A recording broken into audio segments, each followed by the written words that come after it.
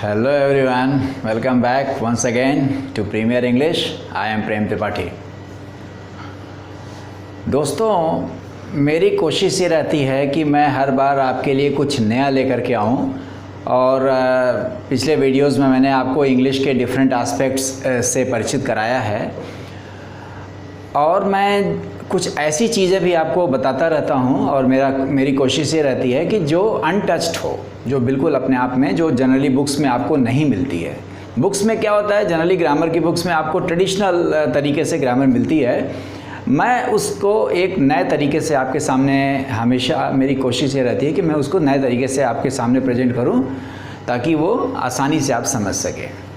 आज उसी कड़ी में मैं आपके लिए लाया हूँ एक आज का जो टॉपिक है हमारा, दैट इज़ इन्वर्जन। बहुत बढ़िया टॉपिक, बहुत मज़ेदार चीज़ मैं आपको आज बताने वाला हूँ। Is very interesting and very useful. Inversion, it is made from the word invert. Invert का मतलब उल्टा करना, टू रिवर्स। तो inversion is basically the act of reversal, act of reversing the normal order of words in a sentence. मतलब कि वाक्य में, जो इंग्लिश के वाक्यों में जो सामान्य क्रम होता है शब्दों का, उसको उल्टा कर देना।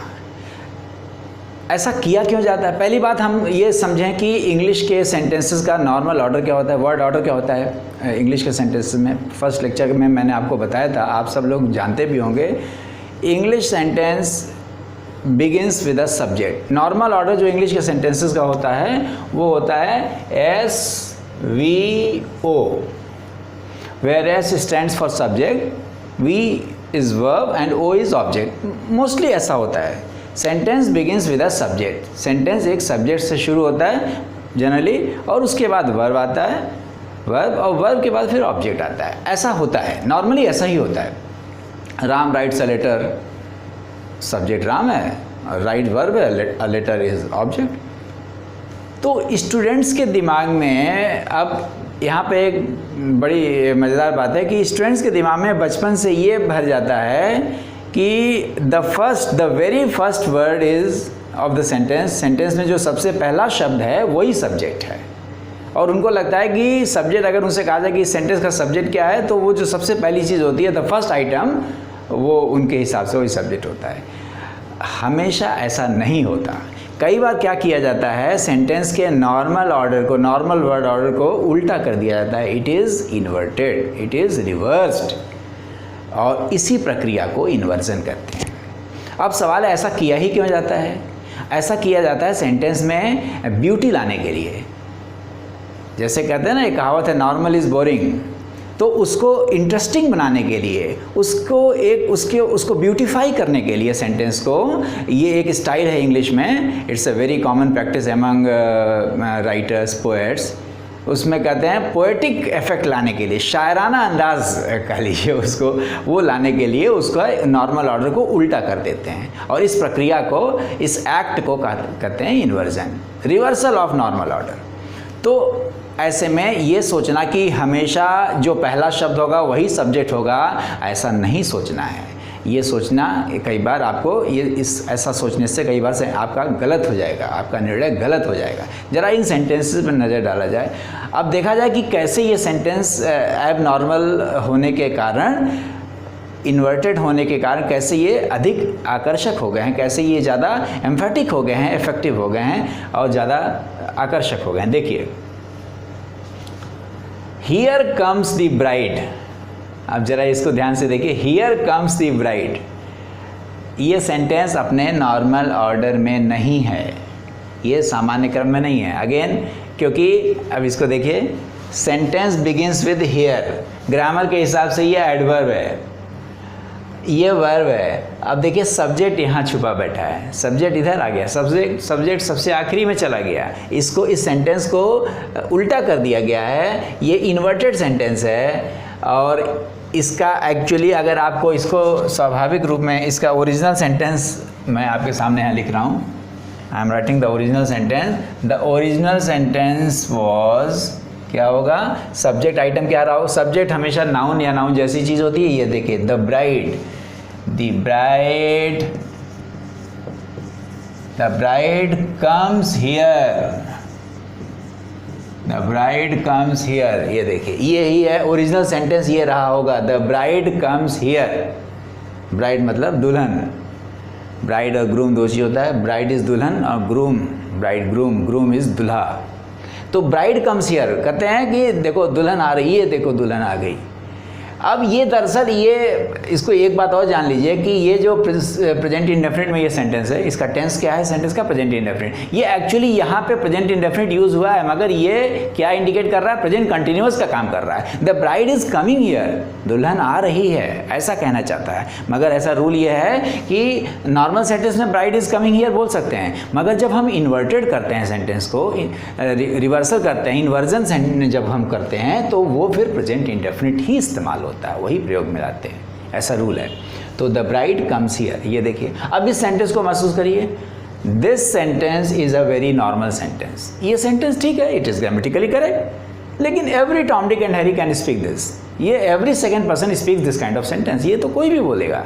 इसको बोलने के लिए इंग्लिश की आपको नॉलेज चाहिए बढ़िया, और आपको इन्वर्जन का टॉपिक पता होना चाहिए। अब ये सेंटेंस में एक खास किस्म की अपील है, ये सेंटेंस इसमें एक अपील है, सेंटेंस में एम्फेटिक है, और ये एक जोर है इसके अंदर, एक प्रभाव है, एक्स्ट्रा इफेक्ट इज देयर। ऐसे ही दूसरा देखिए, there goes the bus. Again sentence begins with there, there is an adverb, adverb can not be a subject, adverb subject नहीं हो सकता, सब्जेक्ट यहाँ पे द बस है। ओरिजिनल सेंटेंस क्या रहा होगा? ओरिजिनल सेंटेंस रहा होगा, अब आप समझ गए होंगे इसी पैटर्न पे, the bus, the bus goes there. ये देखिए ये सेंटेंस रहा होगा, द बस गोज देयर। कहते हैं अरे भाई देखो बस जा रही है। एक्चुअली अगेन ये यहाँ पे काम क्या कर रहा है? कंटिन्यूअस टेंस का काम कर रहा है। द बस इज गोइंग देयर, ओ जल्दी करो भाई बस जा रही है।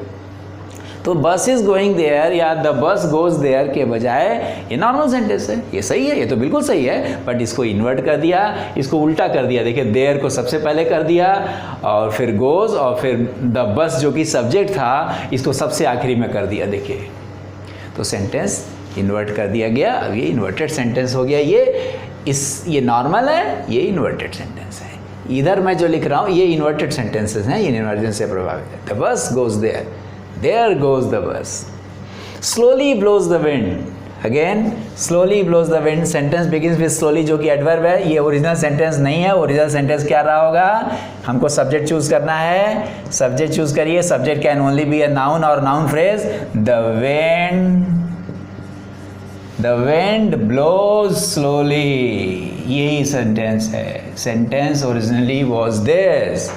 Sentence was this, the wind blows slowly, मतलब धीमे धीमे हवा बह रही है।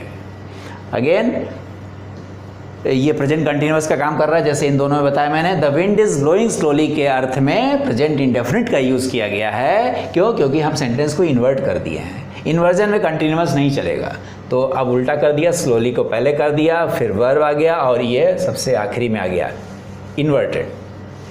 Slowly blows the wind. कितना अच्छा लग रहा है इसको, देखिए महसूस करिए, दोनों में डिफरेंस देखिए। You can see for yourself, आप खुद से महसूस करेंगे। यू विल रियलाइज कि this sentence is more effective, this is more beautiful. Down fell the beautiful pen. Again subject क्या है? सब्जेक्ट है, सब्जेक्ट आइटम ये है the beautiful pen, the beautiful pen, the beautiful pen, और उसके बाद verb fell down. ये sentence actually past indefinite का है, सिंपल पास्ट का। फॉल का सेकेंड फॉर्म है फेल। कहना चाह रहा है राइटर कि नीचे गिर पड़ा खूबसूरत पेन, तो उसको the beautiful pen fell down would have been a normal sentence. ये नॉर्मल ऑर्डर में है, लेकिन इसको उल्टा कर दिया, down fell the beautiful pen, out sprang the little bird. इसका क्या हो जाएगा बताइए? इतना देखने के बाद आपको खुद समझ में आ जाना चाहिए। You can do it your self. बताइए क्या हो जाएगा इसमें? सब्जेक्ट इसको नॉर्मल करना है, नॉर्मल ऑर्डर में ले आना है। तो नॉर्मल ऑर्डर का मतलब कि सब्जेक्ट पहले चाहिए, फिर वर्ब चाहिए, फिर ऑब्जेक्ट चाहिए। तो सब्जेक्ट क्या होगा? Noun phrase. तो the little bird sprang, verb है, स्प्रिंग का सेकेंड फॉर्म है पास्ट इंडेफिनिट। जैसे ये पास्ट इंडेफिनिट था, ये भी पास्ट इंडेफिनिट है। और आउट स्प्रिंग, फुदक करके बाहर चली गई, छोटा पक्षी फुदक के बाहर चला गया। Out sprang the little bird. कितना बढ़िया, कितना शायराना अंदाज, poetic style, emphatic, more appealing. than the normal sentences. Never have I seen him. Sentence क्या रहा होगा, इसको मैं लिख नहीं रहा हूँ, आप समझ गए होंगे, एक ही जैसे है. Never have I seen him. Again क्या इसका होना चाहिए, नॉर्मल ऑर्डर क्या रहा होगा, I subject, I present perfect का ये सेंटेंस है. I have never seen him. ये देखिए, I have never seen him. अब नेवर से शुरू कर रहे हैं, इम्फेसिस के लिए, फोर्स देने के लिए, ज़्यादा उस पर वजन देने के लिए नेवर से शुरू कर देते हैं. ऐसा भी कई बार होता है. नेवर नेगेटिव वर्ड से, never have I seen him. अब देखिए यहाँ पे एक इंपॉर्टेंट ग्रामर का पॉइंट और आ गया. जब कोई सेंटेंस नेगेटिव वर्ड से शुरू होता है, इसमें ऐसा नहीं था, इसमें सारे out, down, slowly, there, here, ये नेगेटिव वर्ड नहीं थे. इन्वर्टेड था सेंटेंस मगर ये नेगेटिव वर्ड नहीं थे. यहाँ पे never is a negative word. Negative word मतलब जिसके अंदर नॉट छुपा होता है. नेवर हुआ, रेयरली हुआ, स्कैर्सली एक वर्ड है, हार्डली है, सेल्डम है, नो सूनर है. इस तरह के जो शब्द होते हैं they are actually negative words. तो when a sentence begins with a negative word, उसके बाद का वर्ड ऑर्डर, उसके बाद का जो पैटर्न होता है वो इंट्रोगेटिव जैसा होता है. मतलब कि नेवर के तुरंत बाद सब्जेक्ट नहीं आएगा, हेल्पिंग वर्ब पहले आएगा. इंट्रोगेटिव में बताया था आपको, इंट्रोगेटिव सेंटेंस क्या होता है, हेल्पिंग वर्ब सब्जेक्ट के पहले आती है. तो नेवर के बाद सीधे हैव आ जाएगा पहले. Never I have seen him नहीं होगा. आपको लगे कि I have never seen him sentence ये था जी, नेवर से बाहर, नेवर को बाहर कर दीजिए जी, never I have seen him. नहीं, ऐसे नहीं होता. नेवर से जब सेंटेंस शुरू होगा उसके बाद का सेंटेंस इंट्रोगेटिव पैटर्न पे होगा. इंट्रोगेटिव कब होगा, जब हेल्पिंग वर्ब सब्जेक्ट के पहले आएगी. देखिए, so never have I seen him, मैंने कभी उसको नहीं देखा है.